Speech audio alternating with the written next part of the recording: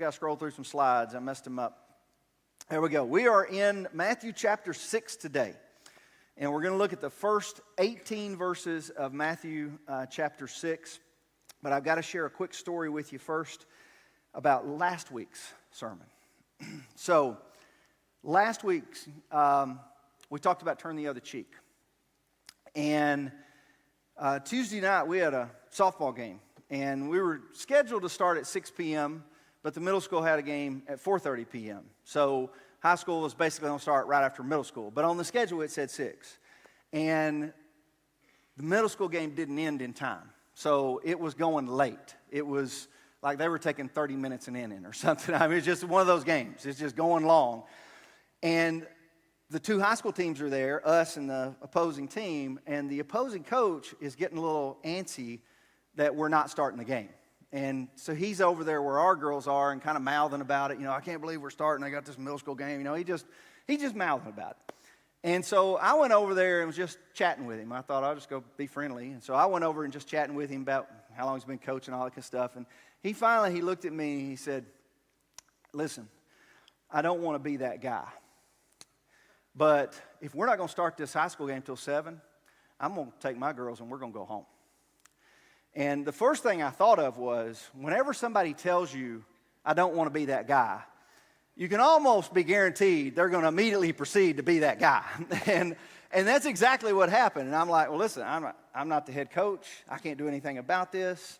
You know, we just got to wait on them to finish. And went over and talked to the head coach, and we talked, you know, what do you do? Well, you can't just stop the middle school game because he wants to play. It's not fair to the girls that are playing the middle school game. And talked to the official, and they're like, yeah, you can't just stop it. And so anyway, I went back, and he continues to kind of mouth about it. And he gets louder, and he's, you know, kind of chirping at the coaches and chirping at the players and all that. And I just went over and talked to him again, and I'm like, there's nothing we can do. I mean, I don't know what you want us to do. He said, it's just ridiculous. It's ridiculous. He just kept saying, it's ridiculous. I just can't believe y'all did this. What do you want us to do? He said, don't schedule a game before our game. And I was like, well, that's done. You know, what do you, I don't know what to do. I don't know how to fix this problem for you.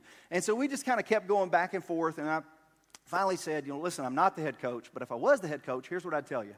And we were both, by the time that conversation was over, we were both a little irritated. All right. Pretty much all the coaches on the field were just a little irritated. And the middle school game finally ended, and it was about 7 that we played the high school game, and he didn't leave, but I was in between games getting the batter's box ready. So I'm getting the batter's box ready for the high school game, and I'm replaying the conversation that we had about 15 minutes earlier. And I'm thinking about what I should have told him when I was in that conversation. You know how you do that? You replay a tense conversation. I'm sitting there and I'm going, I can't wait. When we do that post game, I tell you what, I'm going to tell this in the post game, or I'm going to tell the girls do that. And I was kind of planning my strategy, planning my comeback, planning my revenge. Okay, and then all of a sudden, out of nowhere, I did not see it coming. The only thing on my mind is softball. Out of nowhere, the Sermon on the Mount just hit me right upside the head. And I was like, I went over to Chevy, and I was like, was you at church Sunday? He goes, yeah. I said, do you remember what I preached about? He goes, yeah. I was like, this is my fault. I preached about turning the other cheek, and now we're being tested. And, you know, and we both laughed about it, and we went on. And in the post game, I didn't say nothing, and nobody said anything in the post game. And we just went on. And that's the challenge, okay? That's the challenge of this sermon. This sermon pushes against the things that we want to do. I don't want to respond in that way. I don't want to do these things. I want to respond in a different way, but Jesus keeps calling us to respond differently. And his call is countercultural, and his call is controversial, and his call is convicting, and it's challenging, and it's transforming, and it's frustrating, and it's unsettling, and it's sobering.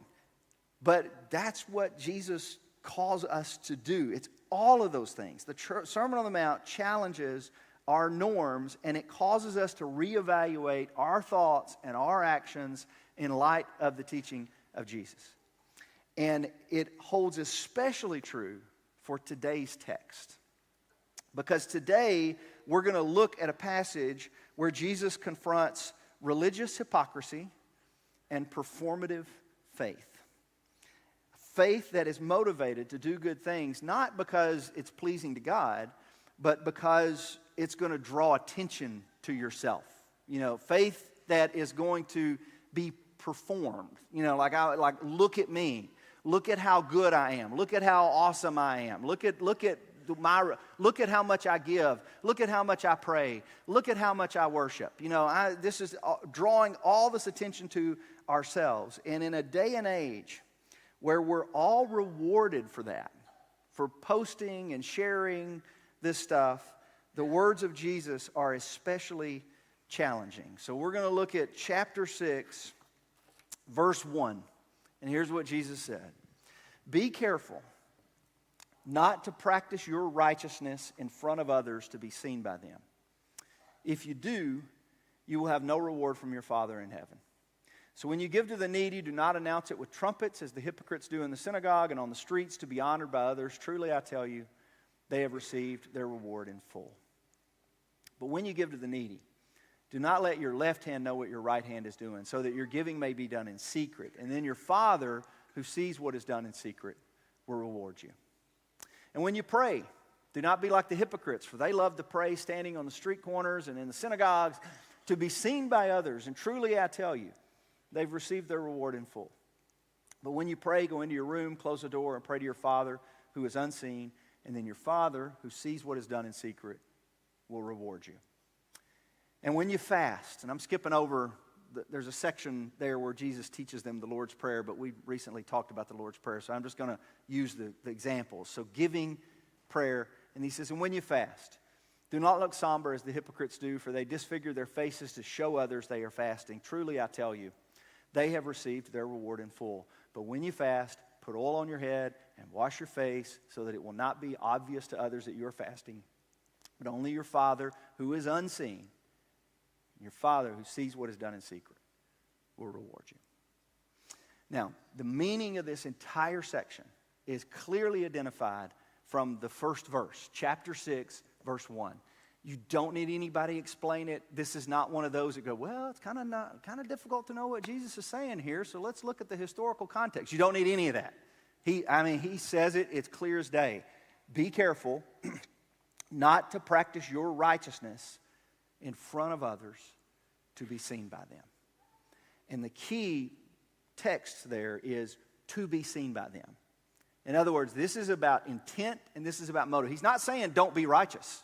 He didn't say don't practice righteousness. No, he wants us to practice righteousness. And he doesn't say don't give, don't pray, don't fast. No, it's when you pray, when you give, when you fast, make sure that you're not doing that just to be seen by others. Make sure that you have pure motives and pure intent. You're not doing that just to put on a show, if you will. And so this is very clear what he means. But a lot of times I find it helpful if you're looking at a verse of Scripture, it sometimes helps to go look and see what other translations say about it, because they add just a little bit of nuance to it. So most of them, like English Standard Version, King James Version, New American Standard Version, they all put it this way. This is the NIV, and that's the one I typically preach from. So they all put it this way.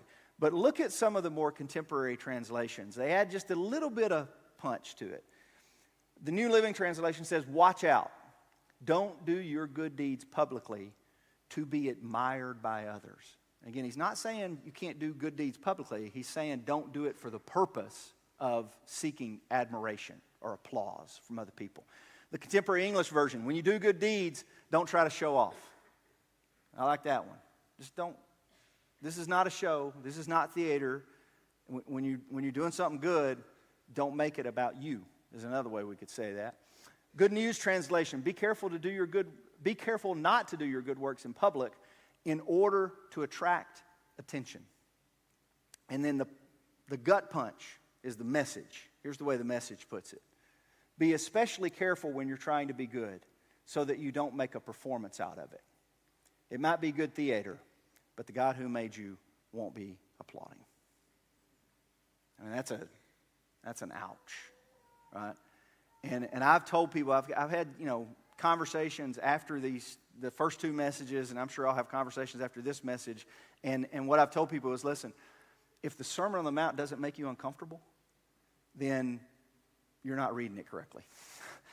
I mean, the Sermon on the Mount ought to make all of us uncomfortable. It ought to sober all of us. It ought to make all of us a little unsettled. It ought to make all of us want to kind of second-guess ourselves sometime and go, am I really doing that right? Did I really say that right? Am I really thinking right about that? I mean, how in the world do we applaud this? I mean, look, be careful when you're doing good to not make a performance out of it. How in the world do we apply this when we are rewarded for making a performance out of it today?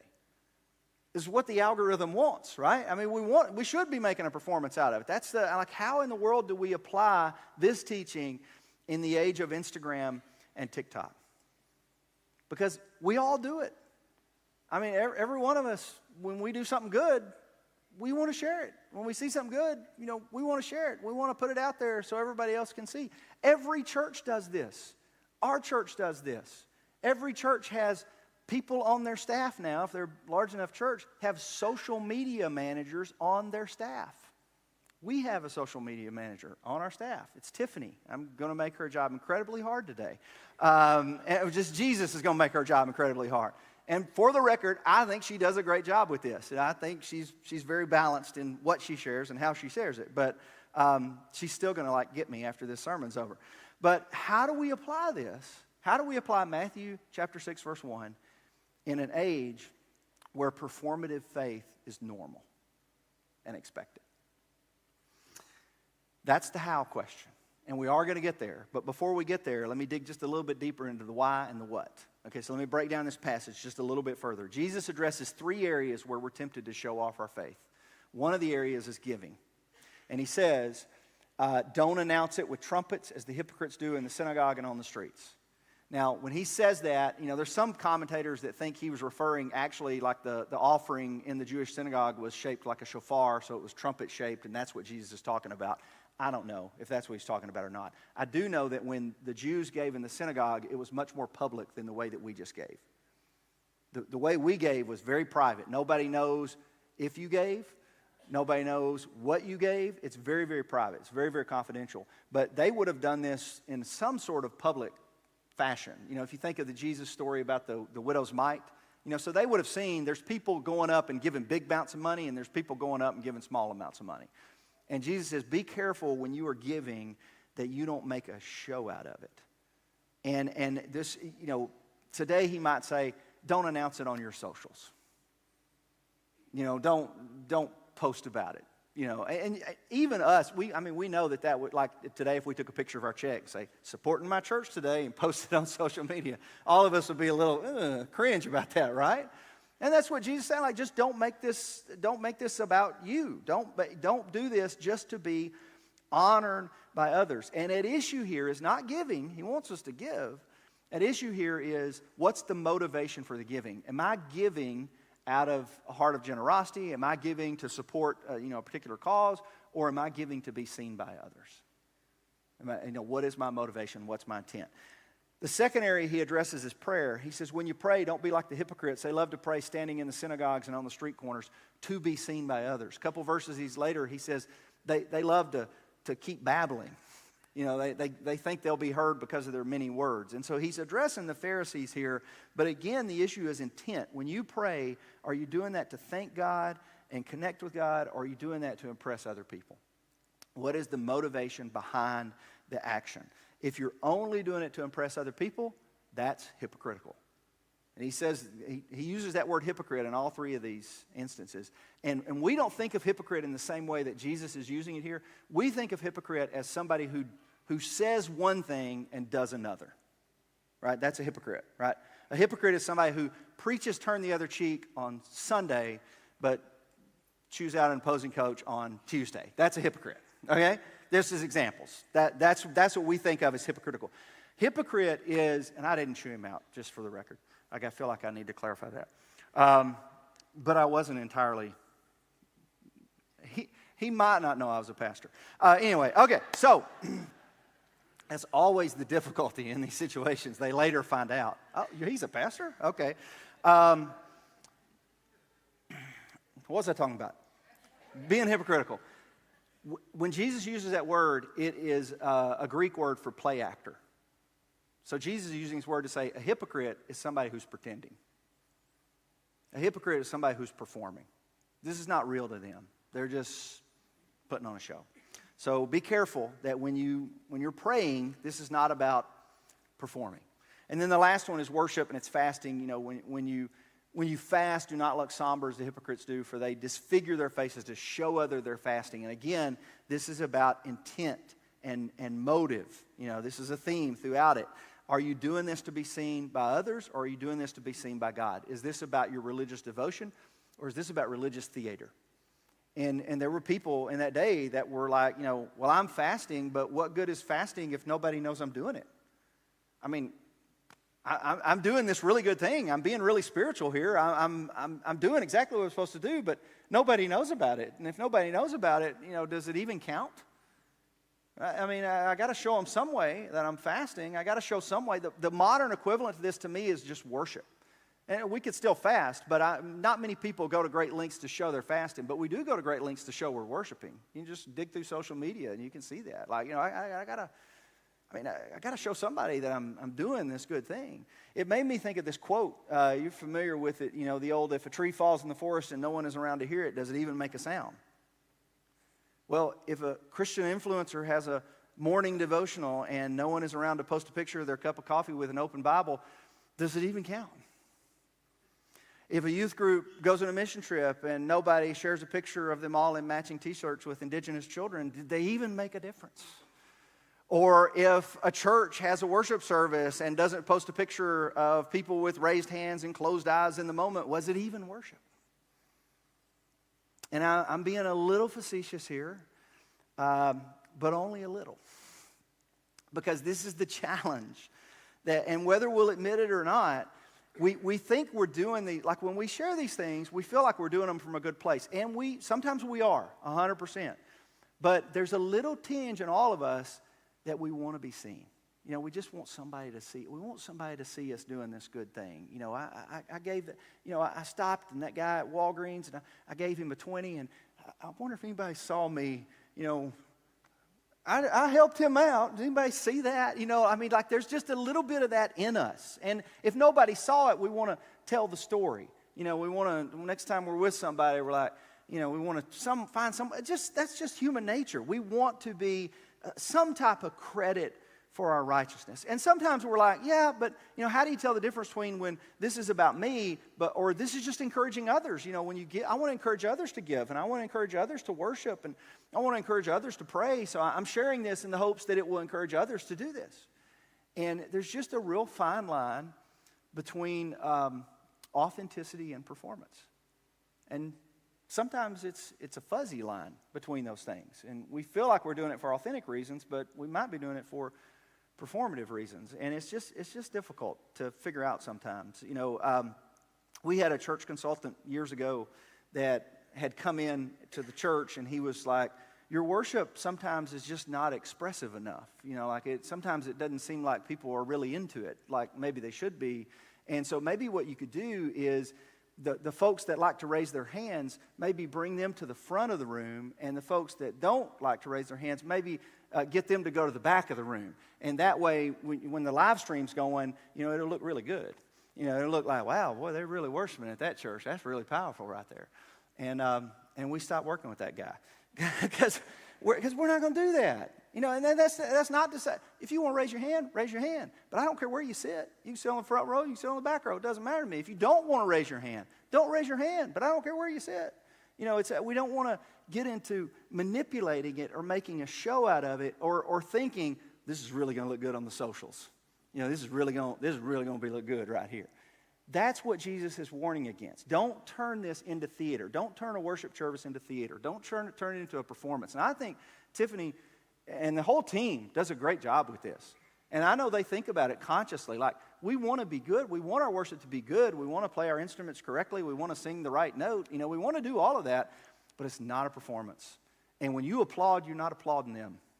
I hope that's clear. We're not applauding them. We're applauding the God that we just sang to and the God we're singing about. And we're applauding the grace He's given us, and we're applauding Him. That's who the applause is for. And it's just we don't want to turn any of this into theater. We don't want to make it about putting on a show. Now, I'm going to show you a terrible example of it, just because it makes my point better than I could make my point. And social media's got us kind of all thinking, like, how does this look to others? How does this play to my followers? So we're kind of taught to perform for the camera in a lot of ways. We're taught to perform for the camera. And this is especially true of younger generations. They're always thinking about, how's this gonna look on the socials? I want to show you a video of a Christian influencer who had a YouTube channel about parenting. And one of the reasons they grew into a powerful influencer was they shared all these real vulnerable moments, all these things that parents are going through. And it was just, it's just real life. And they were just kind of, this is how you deal with real life. And that was one of the reasons that so many people liked and followed the channel. And they've shared a video. This was in 2021. And I have no idea who it is, no names. I hope she's not related to any of you. These videos always make me nervous. She shared a video of her and her son reacting to the death of their family pet. Only she accidentally shared the wrong video. She shared the unedited version of the video. And it's about a minute long, and it's kind of painful to watch, but watch. And be part of our family. So if you could pray for us, we appreciate it. I love you guys. Bye. Come here. Come closer for the video. Come closer. Come closer. Come closer. Put your head right here. Come closer. Closer. Down. Put your head down here. Act like you're crying. Really quick. I am crying. Go like this. No, Mom, I'm actually seriously crying. No, I know, but go like this for the video. Go like this. Put one hand up. Go like this. No, go like this. Put your hand like this. But let them see your mouth. Let them see your mouth. No, Mom, I'm actually crying. Look at me. Look at me. Look at me. Look at me. Look at me. I'm actually crying. I know. Look at me. Look at me. Look at the camera. Look at the camera.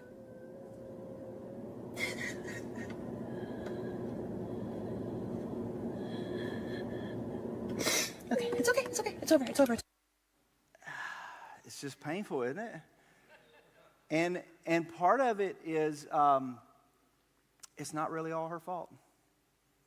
She's doing what we reward. She's doing what we want. She's doing what all her followers are coming to her channel for. Authenticity. I'm giving you an actual moment of vulnerability here, and it's what is rewarded. Now, one of the things that'll kind of ruin those videos for you, and I follow a lot of these on Instagram, like these good deeds moments, and I love watching those videos where they give some kind of outrageous tip to the waitress. It's like $1,000 trip, and she's crying, and it changes her life, and I'm like, oh, that is so heartwarming. Or watch them, they're feeding the homeless, and they're going around, and they take somebody off the streets and get them shoes and clothes and get them into a place. And I'm like, that is so powerful to see that is such a powerful video. And then I'll stop and go, wait a minute, why did they film that? Why is there a camera set up? And you see these real life moments, and you're wondering, like, why is there a camera set up, or why are we filming this? And Jesus is saying to us, just be careful. Be careful. And I'm sure has a great heart. It's just you get caught up in this trap, and any of us can get caught up in this trap. Any of us can get caught up in it. And he's just saying, just be careful that when you're doing good stuff, you're checking your motives and you're checking your intent, and make sure that the reasons you're sharing it are pure. So, now that I've totally ruined Tiffany's job for the week, and now that all of you are going to go home and look through your phones, I got to look through the socials and see if there's anything I posted that I don't need to post here. Everybody's going to be second guessing themselves, including me. I'll probably do the same thing. I want to provide just a little bit of balance. So give me 5 minutes here, a little balance. Is it ever okay to share good deeds? Well, of course it is. Yes. I would hope that Christians share more good deeds than bad deeds. Okay, so I would hope that we're sharing more positive stuff than negative stuff. Is it ever okay to celebrate baptisms? Yeah, we want to celebrate Rebecca and Bodie. That's an awesome thing. Is it ever one of the last posts Tiffany put up was Cody's graduation from Hope Center? That's awesome. We want to celebrate that. We want to applaud that. I mean, absolutely we want to do that. Is it ever okay to share some good work that your church is doing? Or to say, I love my church. We're doing this and I love my church. Well, of course it's okay to share those things. Or what a nonprofit is doing. It's just that we have to be discerning and make sure that the reason we're sharing it is not so everybody will look at me and applaud me and like me. The reason we're sharing it is so that it might be focused on others and some good thing that's happening with others, some good thing that's happening with just the kingdom, if you will. And this applies to more than just social media. So I'm going to give you 4 questions to wrap this up. And these, you can ask these in relation to social media. They work really well for that. But really, this is anything. I mean, if something good happens and you feel like you want to share that, whether it's posting it online or it's just having a conversation with somebody, so let me tell you what I did the other day. Any of these are some kind of discerning questions to ask ourselves, to just kind of check ourselves just a little bit. Number 1 is, why am I sharing this? I think this is the whole thing Jesus was getting at in Matthew chapter 7. What is my intent? So before I share it, I've got to be asking, what is this about? Is this about me, or is this about God, or is this about something else? Why am I sharing this thing? Am I secretly hoping people will be impressed with me? Am I secretly hoping to be admired by others here? And there's nothing wrong with sharing positive things. It's just, what's my motivation? So it's cliche. Forgive me. I thought I'd never use cliches like this, but it's check your heart. Okay, that's what it is. It's, just check your heart and make sure that it's in the right place here. Number 2 is, does this need to be shared publicly? Because sometimes there's incredible things that happen, and it was an incredible moment that took place, and nobody really needs to know about it. And we just think people need to know, but they really don't. I mean, there's some things that it's perfectly okay if it's just between you and that other person. Nobody ever knows that took place. It's just between you, or it's just between you and God. It's perfectly okay. I mean, Jesus says 3 times, their Father who sees what is done in secret will reward them. So sometimes God is the only audience we need. We don't need an audience of other people. Number 3, is this focused more on others or me? And this is kind of a baseline question for me. So is this about, look at me, look at Russ, this is amazing? Or is this, look at Cody, that's a great thing that he did. Or look at Rebecca, that's a great thing that she did. If it's focused on others, I'm a lot more comfortable sharing it, because there's a whole thing in Philippians about, look after the interests of others more than yourself, consider others' needs more than yourself. So, Jesus was very much others focused. And so I'm a whole lot more comfortable when I'm celebrating the work of others. I'm not celebrating my own work. And sometimes that's painful, because we're like, well, I really wish somebody'd celebrate my work. I did some good things here. Nobody said anything. You see, it's just, that's the tempting thing. But is this about others, and is this about me? And here's the last question. And this is my fun question here. Do I have someone who will be honest with me? You understand what I'm talking about there, right? It's usually somebody who gave birth to you, or you gave birth to them, or you married them. That's usually the people that are best at this. Grown children, parents, and spouses. Do you have anybody in your life that will say to you in a very kind and loving way, you got to take that down. You got to stop sharing that story.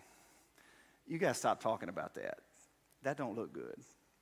You need somebody like that in your life. You need somebody that can say that to you without risking the relationship. That can be honest enough to say, I just don't know that I would have shared that. I don't, maybe think more about that one before you say anything there. So that's just an accountability question right there. And you need to give them permission to call you on it. If you don't have somebody that's doing that, say, listen, you're more than welcome to tell me that. So all those questions are just about intent and motives. That's what all of them are. The main focus of Jesus in Matthew 6, he's not against positive action. What he is against is performative action, or taking that positive action and turning it into performative action. So that's what we got to be careful about. Let's pray. Father, these words, as I preach them, it's uncomfortable for me to even say it, because I just keep thinking of examples where I don't do what I'm preaching. And that's the challenge of this Sermon on the Mount, is it's so convicting. what Jesus says. And so often we feel like there's no way I can live up to it, but that's why we have your Spirit living in us to help us catch ourselves. And we know that when we fall short in these areas, we know that there's forgiveness and grace. But the more we stay in step with your Spirit, the more we catch ourselves on these things. And your words come back and smack us in the face, in the batter's box or wherever it is that we are. We remember these things and we try to adjust our behavior accordingly. And so I pray you help us to do that. Help all of us to do that in the roles that we have throughout the week in our workplaces and in our homes and sports fields and wherever we are, that we're continually trying to live according to your ways and the things that you teach us to do. And it's in the name of your Son, Jesus, we pray these things. Amen.